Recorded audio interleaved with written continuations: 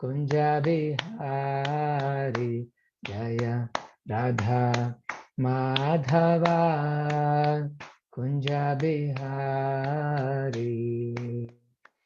Jaya Radha Madhava Radha Madhava Radhe Jaya Radha Madhava Radha Madhava Radhe Jaya Gauranitai Gauranitai Gauranitai Jaya Gauranitai Jaya Gauranitai Gauranitai Gauranitai Jaya Gauranitai Jaya Prabhupada Prabhupada Prabhupada Jaya Prabhupada Jaya Prabhupada Prabhupada Prabhupada Jaya Prabhupada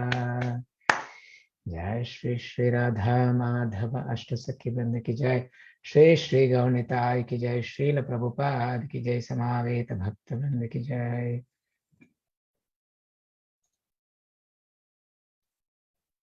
Okay, so I believe we are reading from chapter number 6. And today we are on verse number 15. Yesterday Sundar Gopinath Prabhu did verse number 13 and 14. I listened to most of his recording. Okay. Can someone confirm if you are able to see my screen, please?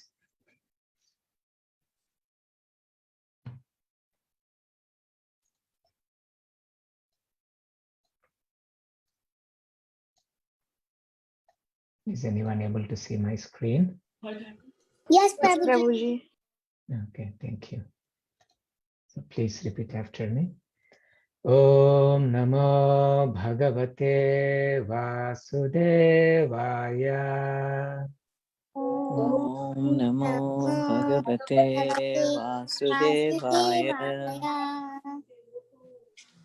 Om Bhagavate Vasudevaya. Om Namo Bhagavate Vasudevaya. Om Namo Bhagavate Vasudevaya. Om Namo Bhagavate Vasudevaya. Srimad Bhagavad Gita, chapter number 16, verse number 15. Please repeat after me.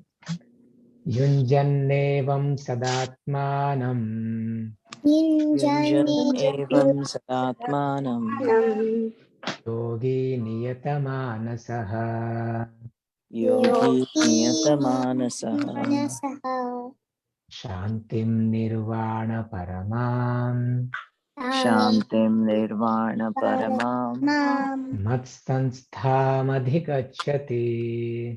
matsamsthamadhigacchati.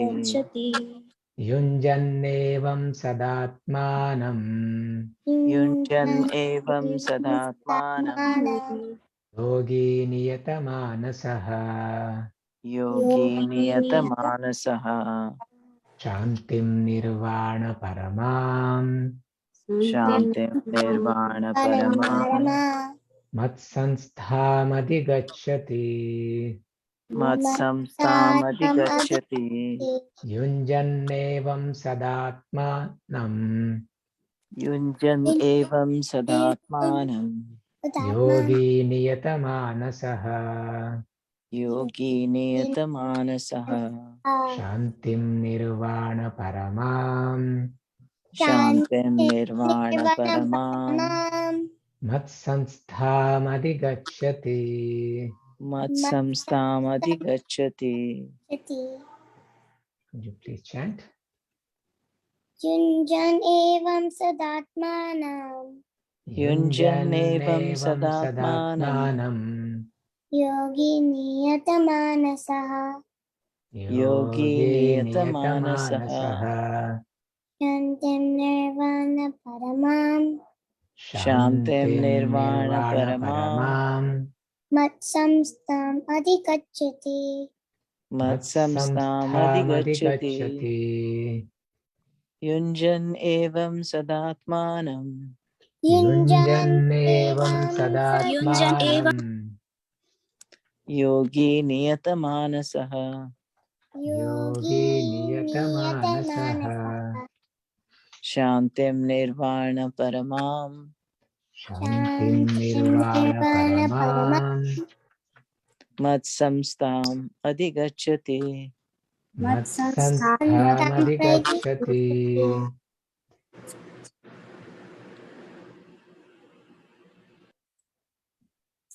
More devotees? Maybe one more. युञ्जन् एवं सदात्मानं Yunjan Evam Yunjannevam Sadatmanam Sadatmanam योगी नियतमानशः Yogi Yogi Niyatamanasah Niyatamanasah शान्तिं निर्वाणपरमं Shantim Shantim Nirvana Nirvana Paramam Paramam मत्संस्थाम् अधिगच्छति Matsamstam Matsamstham Adhigachati. Adhigachati. Radhika, can you read the translation? Thus, practicing constant control of the body, mind, and activities, the mystic transcendentalist, his mind regulated, attains to the kingdom of God by 16ths of the material existence. You didn't read the one in the brackets. Or the In- abode of Krishna by 16ths of material existence. By cessation. Cessation means stopping. Thank you. Purport. The ultimate goal in practicing yoga is now clearly explained. Yoga practice is not meant for attaining any kind of material facility. It is to enable the cessation of all material existence. One who seeks an improvement in health or aspires after material perfection is no yogi, according to Bhagavad Gita. Nor does cessation of material existence entail one's entering into the void, which is only a myth. There is no void anywhere within the creation of the Lord. Rather, the cessation of material existence enables one to enter into the spiritual sky, the abode of the Lord. The abode of the Lord is also clearly described in the Bhagavad Gita as that place where there is no need of sun, moon, or electricity. All the planets in the spiritual kingdom are self-illuminated like the sun in the material sky. The kingdom of God is everywhere, but the spiritual sky and the planets thereof are called Parandhama, or superior abodes. A consummate yogi who is perfect in understanding Lord Krishna, as is clearly stated herein by the Lord himself, Matchittaha, Matparaha, Matsthanam, can attain real peace and can ultimately reach his supreme abode, Krishna Loka, known as Goloka Vrindavana. In the Brahma Samhita 537, it is clearly stated, Goloka eva nivasatya khilatma bhutaha. The Lord, although residing always in his abode called Goloka, is the all-pervading Brahman and the localized Paramatma as well by dint of his superior spiritual energies. No one can reach the spiritual sky, Vaikuntha, or enter into the Lord's eternal abode, Goloka Vrindavana, without the proper understanding of Krishna and his plenary expansion, Vishnu. Therefore, a person working in Krishna consciousness is the perfect yogi because his mind is always absorbed in Krishna's activities. Savai Manak Krishna Padara Vindayo. In the Vedas also, Shvetashvatara Upanishad 3.8, we can learn Tameva Viditvati Mrutyumeti. One can overcome the path of birth and death only by understanding the Supreme Personality of Godhead Krishna.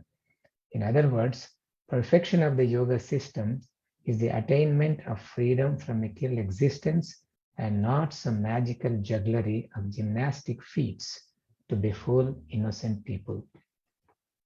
Om Ajnanatimidandhasya Jnananjanashalakaya Chakshurunmilitam Yena Tasmai Shri Gurave Namaha Mukam Karoti Vachalam Pangum Langayate Girim Yatkripatamaham Vande Shri Gurum Dinatarinam Paramananda Madhavam Shri Krishna Chaitanyam Ishwaram Nama Om Vishnu Padaya Krishna Presthaya Bhutale Srimate Bhakti Vedanta Swaminiti Namine Namaste Saraswate Deve Gauravani Pracharine Nirvishesha Shunyavadi Paschatya Deshatarine Vancha Kalpatarubhyascha Kripa Sindubhya Evacha Patitanam Pavanebhyo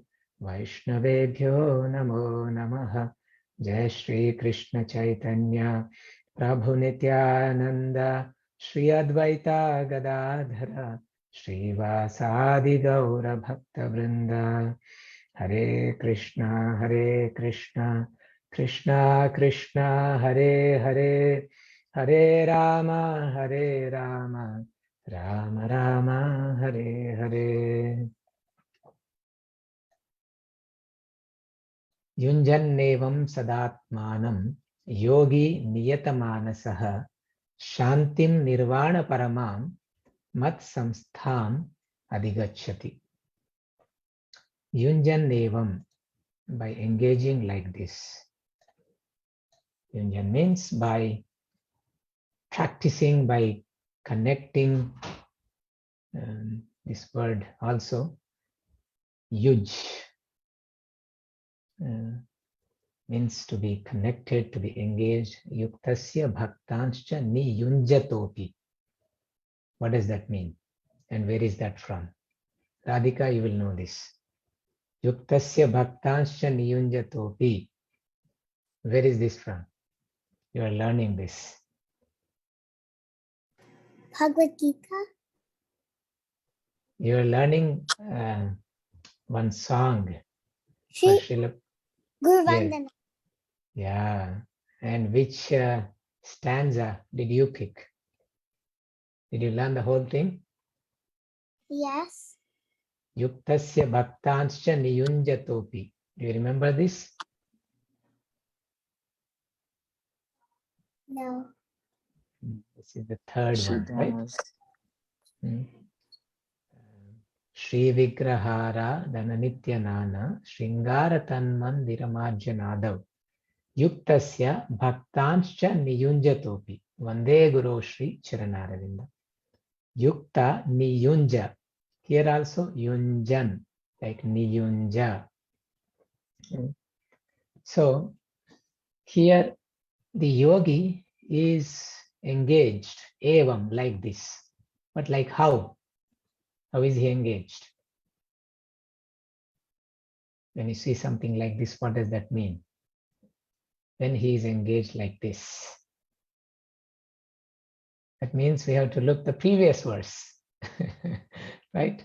Previously, Krishna must have spoken something, and he's saying when he is engaged like this. What did he speak previously in the previous verses?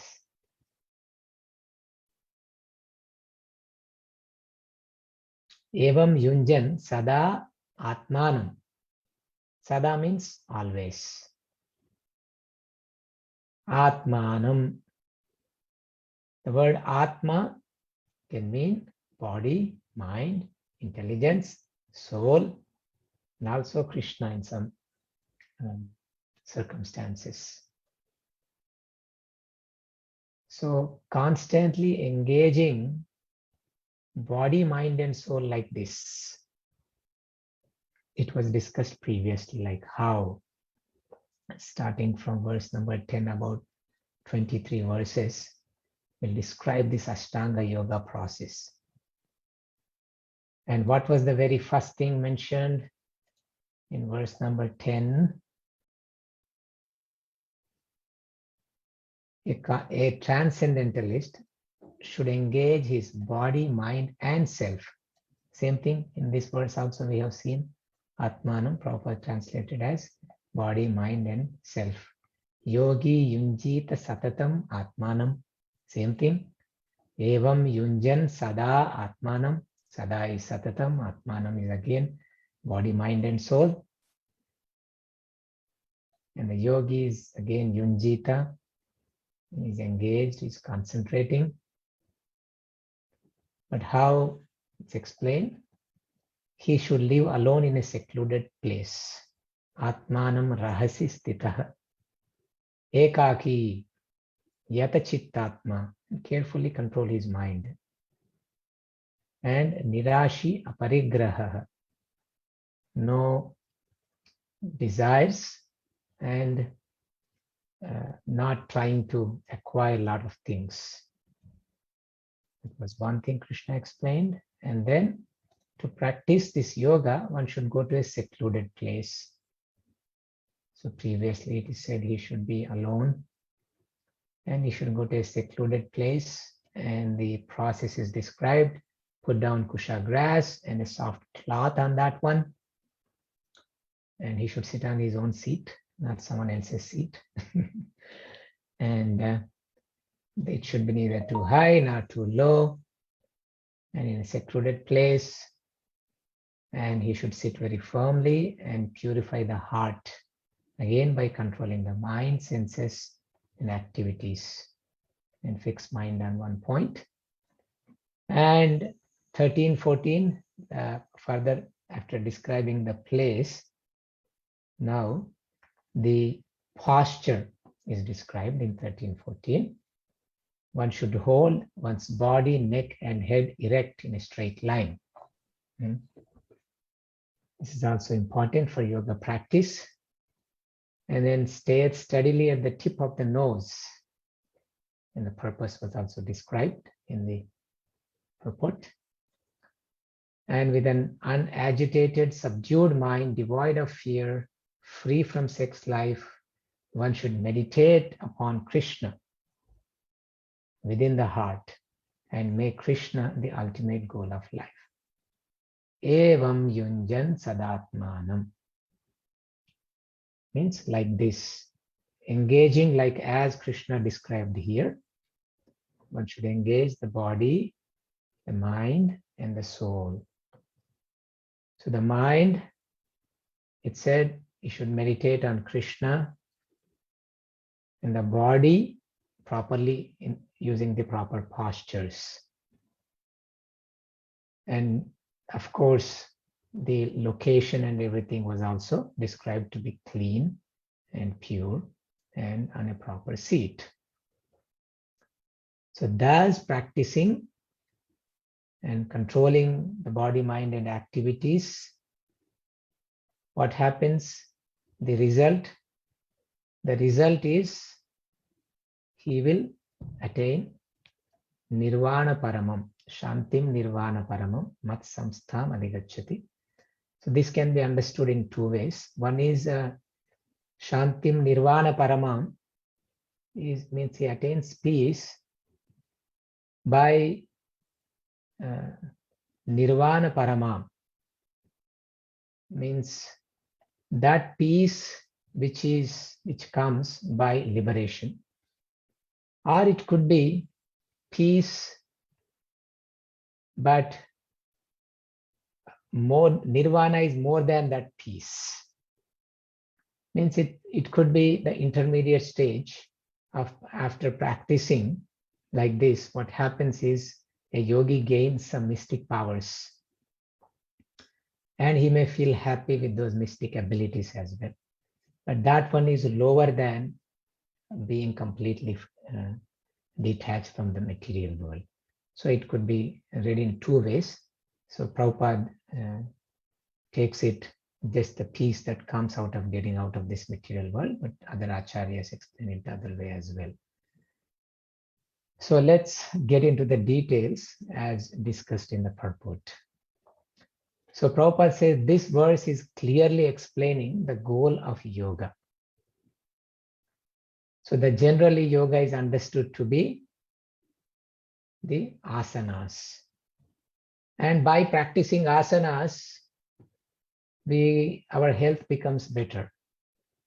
It's an accepted, it's an experienced fact as well by many people, right? It gives good health. But what is the purpose of having good health? Why does a yogi practice asanas? Because when he has proper health situation, then he can focus his mind also properly. Not that we have good health and peace for better sense gratification. That's not the goal. That's not what is being described in the Bhagavad Gita. So yoga is not for the purpose of bhoga. Yogi is not a bhogi. What is the meaning of bhogi?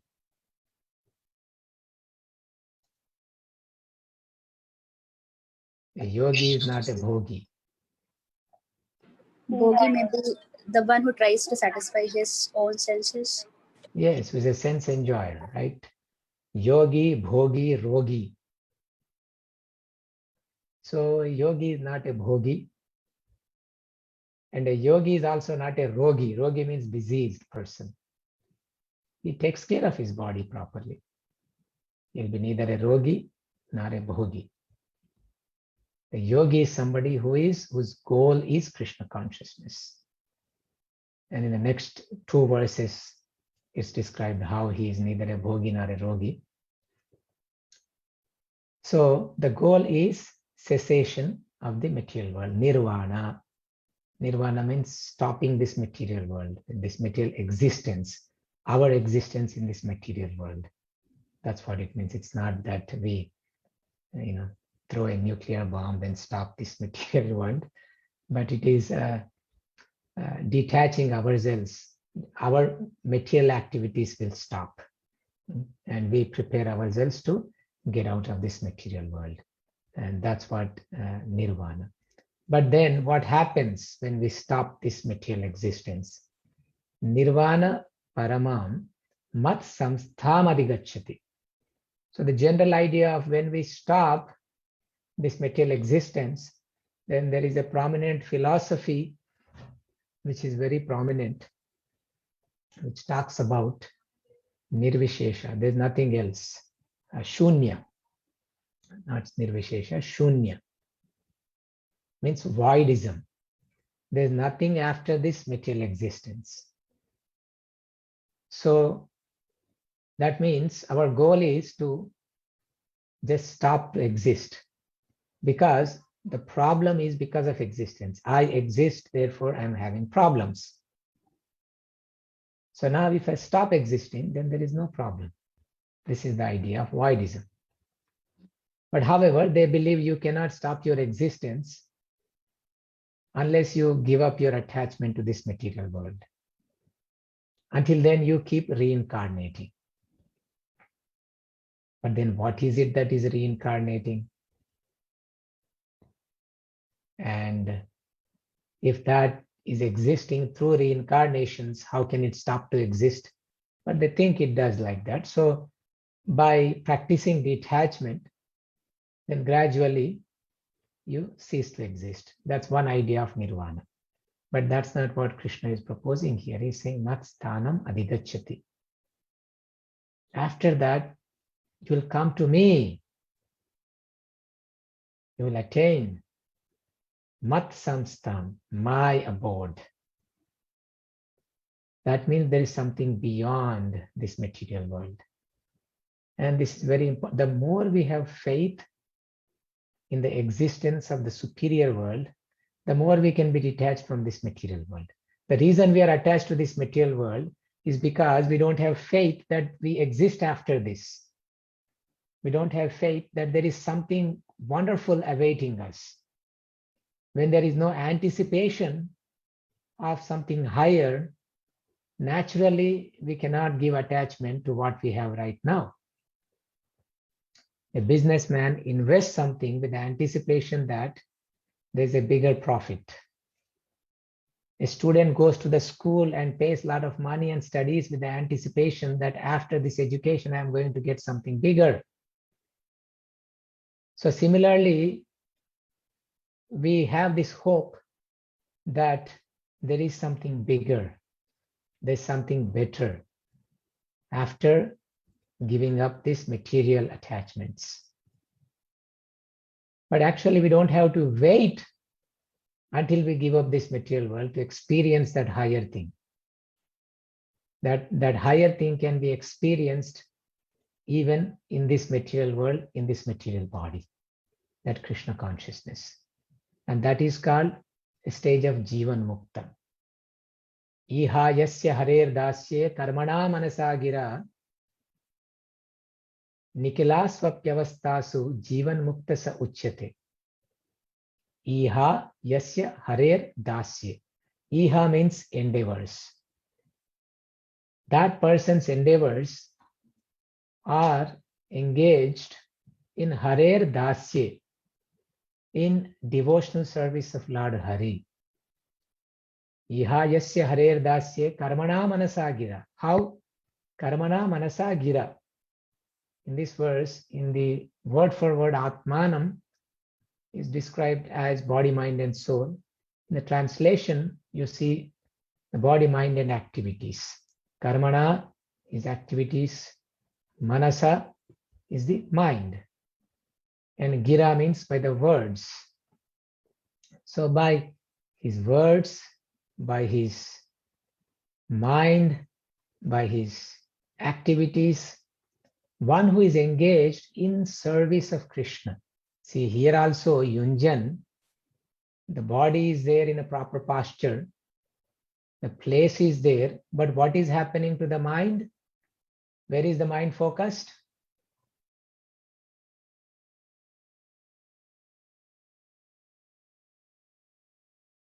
The mind is focused on Krishna. That's what in the previous verses he said, that the mind is matparaha. I am the goal. So the mind is focused on Krishna, but in Krishna consciousness, we can, instead of sitting, we can do something else with the body for Krishna. So as long as the main activity of focusing mind on Krishna, that is fulfilled, then we can use the body for other activities as well. And that is what Arjuna is instructed to do. Mam anusmara yudhyacha. Krishna told Arjuna, you fight by thinking of me. That means you focus your mind on me and then do the activities for me. So similarly, we also, in the process of Krishna consciousness, through these verses, what we have to take is that the mind has to be focused on Krishna. The mind has to be detached from material activities. And also the process of regulation, how he's recommending, what regulations he's recommending. We may not be going to a secluded place and sitting alone, ekaki, but we can still, from Ashtanga Yoga process, we can take certain things, like doing our devotional activities in a clean place, Shuchau Deshe. We can take the activities like thinking of Krishna. We can take the activities like that comes in the other subsequent verses of regulation in our life, discipline in our life. We can take the instruction of nirvana, stopping this material existence, but engaging in spiritual activities. So we reduce our material life, we increase our spiritual life. So these are all techniques of Ashtanga Yoga that will be applied in Bhakti Yoga as well. For everything that is described in Ashtanga Yoga process, there is a parallel in Bhakti Yoga process. So therefore, it's not that, okay, this chapter is not for me. We can take these also for our Krishna consciousness purpose. So by, even when in this material world, in all situations, if we are try to as much as possible engage in Krishna service, then we attain to the state called Jivan Mukta, liberated while living in this body. So at that time, spiritual world is revealed. Spiritual existence is revealed. In the Brahma Samhita, it is described in Shyama Sundaram Achintya Gunaswarupam. What is that verse? How does it start? Premanjana Yes. Churita Premanjana Churita Bhakti Vilochanena Santas Sadaiva Hridayeshu Vilokayanti. Yan Shyama Sundaram Achintya Gunaswarupam Govindam Adi Purusham Tamaham Bhajami. Premanjana Churita Bhakti Vilochanena. When our eyes are anointed with the ointment of love, Premanjana Churita Bhakti Vilochanena Santaha Sadaiva Hridayeshu Vilokayanti. Here also Sadatmanam Yunjan, always engage. So even a Bhakti Yogi, Santa Sadaiva Hridayeshu Vilokayanti. A yogi is sitting in one place and seeing Krishna, but a Bhakti Yogi is engaged in different activities, but he is also Hridayeshu Vilokayanti. In his heart, he is seeing Krishna. Yan Shyama Sundaram. That Lord who is the beautiful dark Krishna, Achintya Gunaswarupam. He has these inconceivable qualities. His form has inconceivable qualities. And this is the situation of a pure devotee also. So that means a pure devotee is already practicing this yoga. Actually, Srila Prabhupada explains in the Ashtanga Yoga, there is Yama, Niyama, Asana, Pranayama, Pratyahara, Dharana, Dhyana, Samadhi. The devotee starts with Dhyana, meditation. All these other things, we actually in Bhakti Yoga start with the process of Dhyana. We say, please chant and hear the sound, and don't think of anything else. That's okay, a level of Dharana. And just focus on holy name, focus on Krishna, Dhyana on the sound and Dhyana on, eventually from sound there is form. Naturally, we have to come to this stage of Dhyana. Just in the beginning, we are in the stage of karma, performing activities, doing this service, doing that service. And by doing our services, okay, now I'm done with my services. Sometimes we don't have enough service, sometimes we have a lot of service.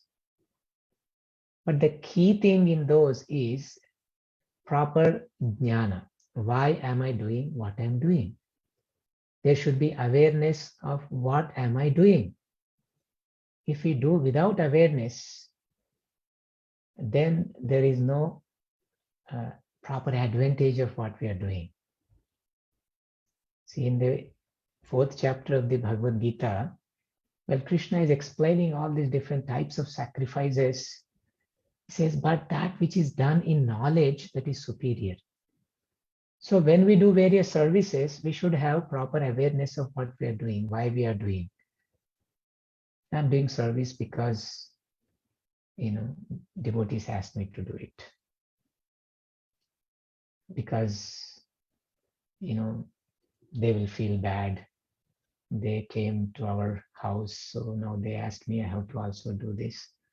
Little more awareness of why we are doing. I'm doing this because I'm a servant of Krishna. It helps me to advance in Krishna consciousness. It keeps me away from anarthas. Okay, some awareness of why we are doing. But then, okay, that knowledge is there, but it is not there through the practice. When we are doing service, that is not there. When we are doing service, again, cooking in the kitchen and we are making puris, so iske baad feast mein puri khayenge. We'll eat puris after this. You're making gulab jamun. I also like gulab jamun. Then we know that dhyana should be on Krishna. This is for Krishna. So higher than karma, just activities is proper knowledge, proper awareness of why. But then higher than jnana is dhyana. And in the jnana, okay, we have some knowledge. But in dhyana, there is constant awareness, not just information and knowledge, but constant awareness of Krishna. This is for Krishna. I am cooking for Krishna. Therefore, let me put a bhajan. Let me put a tape and then make this offering. And that constant dhyana is even superior to jnana, knowledge. Sometimes you see devotees, they may not be very skilled in shastra, in knowledge, in explaining things in analytical fashion. But we know they are more advanced because they are more present in Krishna's service. They have more dhyana. They know what purpose for which they are doing the activity. And they are simply meditating on Krishna while doing that activity. And that meditation is much, much superior than knowing so many shlokas, than knowing some techniques and having information and knowledge. To be able to get into a service and absorb in the service. Two, by thinking of Krishna. And that is much, much higher than just all these studies. The reason we do these studies is to get to that stage of yunjan sadatmanam, engaging the mind in the service of the Lord. Then when we are able to do that, we don't distinguish between one service and another service. What we relish is that connection with Krishna in that service. Because as soon as we do that service, we are connected with Krishna. That itself is giving this paramam shanti. But when we are in the lower stages of this karma and jnana, then your service is bigger than my service. This service gives me more recognition than this another service. But recognition from whom? Recognition from people who are engaged in this material world. Not recognition from Krishna. So this process of dhyana is actually very, very important. And then when this is there, we can experience the spiritual world. After leaving this body, we go to the spiritual world, but that spiritual world will be experienced in this material world as well, in the Jivan Mukta stage. And that spiritual world is real. Na tad bhasayate suryo na shashanko na pavakaha yad gatva na nivartante tad dhama paramam mama. In my abode, there is no need of sun or moon or fire or electricity. And having reached that abode, one doesn't need to come back again. Oh, is it true something like that exists? Why not? There is something like this in this material world, which is the sun planet. It is self-illuminating. If there is sun planet self-illuminating in this world, what to speak of the spiritual world? And Krishna, by existing in that spiritual world, he is able to also reach us in the material world. Now, is it really possible, being situated so far in his world, can he come here? And the same example of sun can be used. What is the distance of sun from the earth planet? General knowledge question. How far is sun situated from the earth? You can Google and tell me. You'll be surprised to know.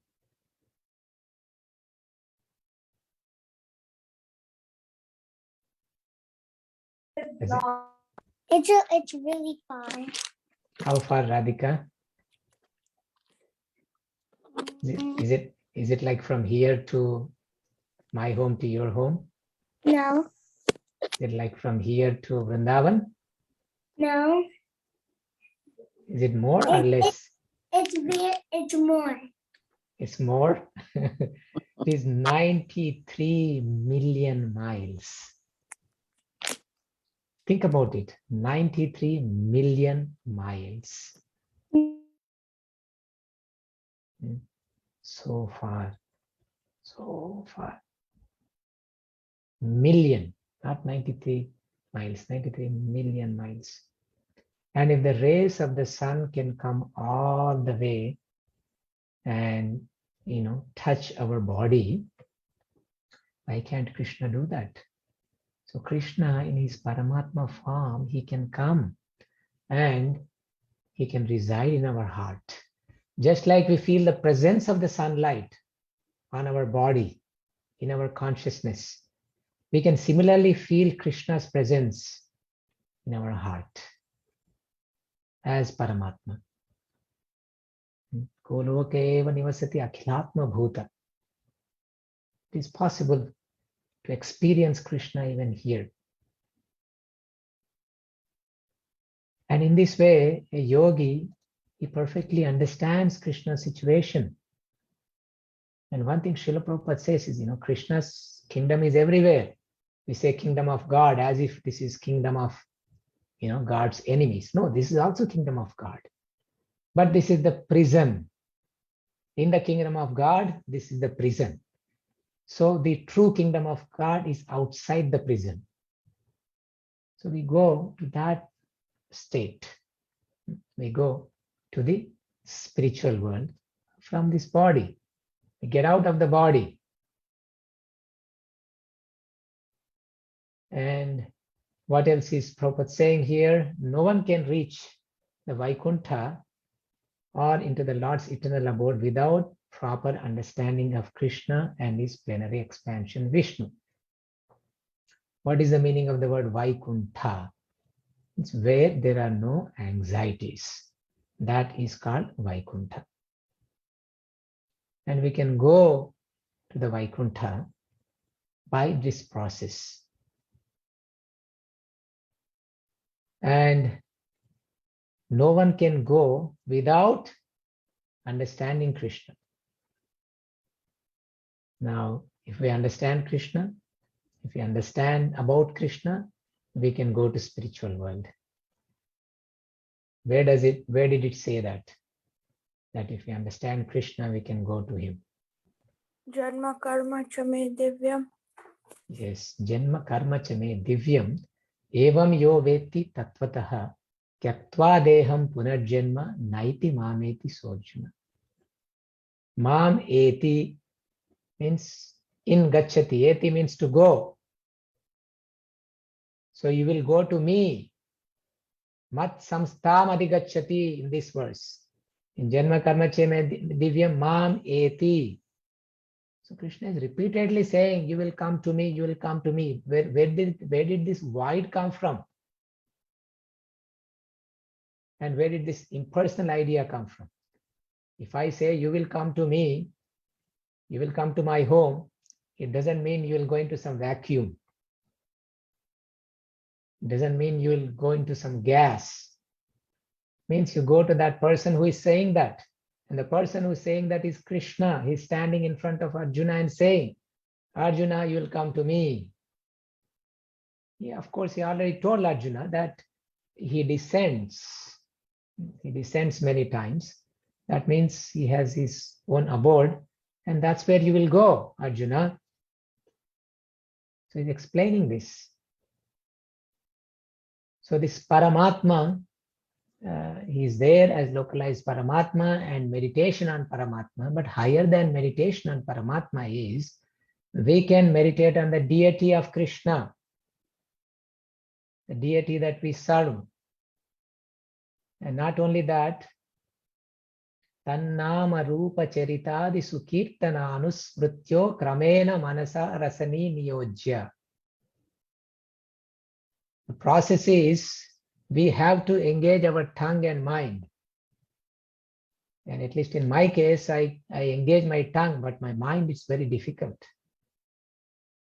But unless the mind goes where the tongue goes, unless we put the mind where the sound of the tongue is, progress in Krishna consciousness is very, very, very, very, very, very, very, very, very slow. So we must learn to put our mind where we put our sound. We put out the sound from the tongue And the mind has to be on that sound.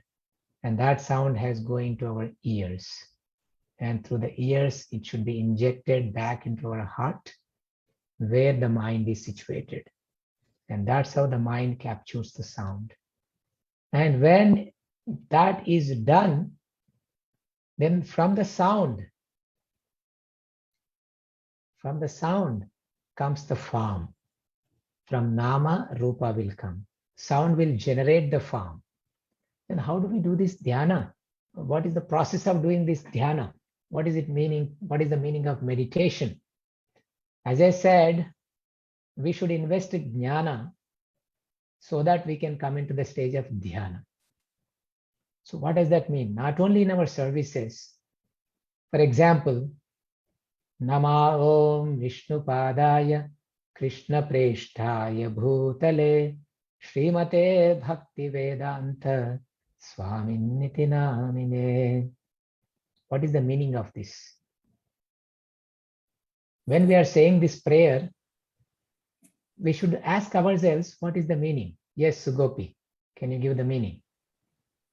So it means that I offer my obeisances to Bhaktivedanta Swami, who is full of Shri. How we want to interpret Shri may vary. It can mean beauty or opulence or Glorious, we could glory. translate it as glorious, yeah. Mhm. Who is glorious and who's at the feet of Lord Vishnu. And then this, that's all the first part means. There's And more. Mhm. Namaste Saraswati No, Devi. there's more in that one. Nama Om Vishnu Padaya. Who's dear? Yes, who is very, Yes, Krishna Preshtaya means what? who is very dear to Krishna Mm. and who is here in the earth and is very dear to Krishna Krishna. Preshtaya Bhutale, on this earth. Srimate Bhakti Vedanta. What is the meaning of Bhakti Vedanta? It's a certain stage of Shastric learning. And devotion. He's expert in devotion as well as Vedanta. So now this is called dhyana. When we are chanting this thought, this knowledge should come into us, and that should generate some meditation. Oh wow, Prabhupada is so glorious. And because you gave me, this fool, some Krishna bhakti. You spread Krishna consciousness, you are glorious. And you're always at Krishna's lotus feet. So just by thinking of you, Krishna's lotus feet will appear. You're so dear to Krishna on the surface of this earth. And you're full of devotion and you're full of knowledge of the conclusions of the Vedas, Srila Prabhupada. This is called meditation, right? So whatever we are doing, if we do with attention, just by uttering is karma, knowing the meaning is jnana, contemplating on that meaning is dhyana. So whether it is this prayer we do, whether it is Mangalarti prayers, whether it is Gaurarti prayers, whether it is Shringararti prayers, whether it is we are learning the verses of Bhagavad Gita, the meaning, the proper understanding helps very much in developing the attitude of dhyana. So then we chant the holy names. What is the meaning of holy name? So the sound, then the meaning has to come. The meaning Prabhupada gives, there are multiple meanings. Two prominent ones, is Prabhupada says, Krishna, please engage me in your service. And the other one from Shikshastakam, number 4, is also recommended by Prabhupada. Sri O Krishna, son of Maharaja Nanda, I am your eternal servant. Yet, my Lord, somehow or other I have fallen into this ocean of birth and death. Kindly pick me up from this ocean of death and place me like a particle of dirt at your lotus feet, like a particle of dust at your lotus feet. So there is this dhyana in the chanting. Because what we're doing is chanting is sambodhana, we're calling out. It's like calling somebody. Hey, Sugopi. It's calling. Then naturally Krishna is like, what? Why are you calling me? Then you say, please engage me in your service. You know, I'm fallen into this ocean of birth and death. Please pick me up and place me as a particle of dust at your lotus feet. So this is all dhyana. And Ambarish Maharaj was mentioned here. Savai mana Krishna padara vindayo. So his mind, please pick me up from this ocean of death and place me as a particle of dust at your lotus feet. So that means Krishna's feet is there in our meditation. And Ambarish Maharaj, that is what he's doing. This is our dhyana. We don't have to be staring at the tip of our nose, but we can hear the Maha Mantra and go into a prayerful state of dhyana. And not just in chanting, but anything we do. And unless this knowledge and cultivation and development of dhyana is there, if we are just doing mechanically, then yes, we feel problems, we struggle. I'm just telling about myself because that's the reason of my suffering, is because I don't do this proper dhyana, even after my spiritual master telling me hundreds and hundreds of times. But when I do, I am in better consciousness. I am able to control kama, krodha, moha, lobha, mada, matsaryas in a better way when we do with proper dhyana. Wherever our words are, that's where our mind, if it is there. Wherever our service is there, our mind is also there. Then we'll have proper understanding of Krishna. Then Krishna is there in the heart. When Krishna is there in the heart, tesham satata yuktanam bhajatam. Same, satata yuktanam. Same thing as yunjan. Evam sada yunjan is same as satata yukta. When the yogi is satata yukta atmanam, satata yunjan atmanam is same as evam satata yuktanam. Evam satata yuktanam bhajatam priti purvakam dadami buddhiyogam tam yenamam upayanti te. I will give them the understanding by which they can come to me. Krishna will give the understanding. We don't need too much of other learning. The reason we do other learning is that we can tell our mind and intelligence that, oh fool, please chant the holy names. That is the purpose of all this learning. So if we somehow are engaged in Krishna service, in whatever we do properly, if we put our heart, then from the heart, Krishna himself is giving us the knowledge, the understanding is coming, and those who understand, then tameva viditvati mrutyumeti. We can transcend this death and we can go back to Krishna. And this is the true purpose of the yoga. Is simply to properly understand Krishna, meditate on Krishna, and go back to his eternal service. And that is the essence of this verse. So I'll stop here. If anyone has a quick comment, questions, you can ask. Sugopi has something in the chat. Recollection, absorption, meditation, constant remembrance in trance are the 5 progressive Krishna Smarana. Thank you, Sugopi. Thank you very much. Yes. Please. I have a question, Prabhuji.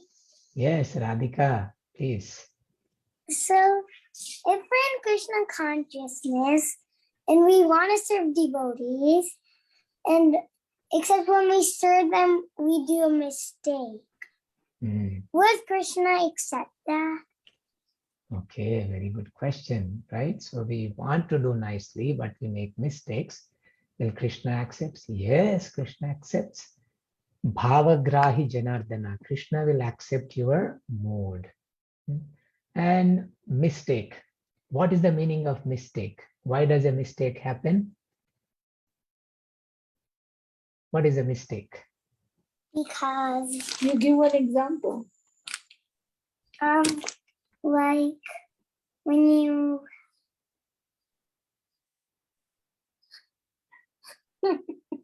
It's okay, you can try. It's your question. Yeah. Mistake means, in Sanskrit, it is called pramada. And it means inattention. Mistakes happen when we are inattentive. And inattention is a result of not being present. Okay. Very good question, actually. So the reason mistakes happen is we are inattentive. Like I'm driving and I'm thinking of something else, boom. There may be an accident, or sometimes I'm driving thinking of something and there's red light, I don't even see it. And my wife says, stop, there's red light, right? So we are not focused on the activity at hand. That causes us to commit mistakes. Okay. So the more we practice dhyana, if all our services are for Krishna, then naturally we focus on that service because it is for Krishna. And then that becomes our object of meditation. Okay. But in spite of that, yes, sometimes mistakes may happen because we are thinking of Krishna also. You see that in the higher stages of devotion, like Bhava Bhakti and everything, and you will be oblivious to situations actually. Jatanurago druta chitta uchchai. You remember that verse, Gopi? Evam tasva priyanama kirtya. Can you say the whole thing? Rago drita chitta uche hasatya Asatyato roditi rauti nrityati gayati and Madavan Lokabahya, right? So he is not aware of people around him because he is in ecstatic Krishna consciousness. So when mistakes are done in that, then that's a much more higher state. But in our stage, the mistakes happen because we are not focused, we are inattentive on the service. So, but when our mood is right, particularly in the beginning, we do commit mistakes. So Krishna will forgive them. What matters is we should continuously do that activity. Even if there are mistakes, we should still do it again and again and improve ourselves. And that's what makes Krishna happy. Okay, very good question. Thank you. Any other comments or questions from anyone? Okay. Hare Krishna Prabhuji, Yes, very nice yes. class. So you were referring that verse. Can you please tell the reference for that? Which one? Which you just quoted. Let's see. Rodati something hasati. I don't know the verse yet. Yes, yes. This is probably from the 11th canto of Srimad Bhagavatam. Let me search.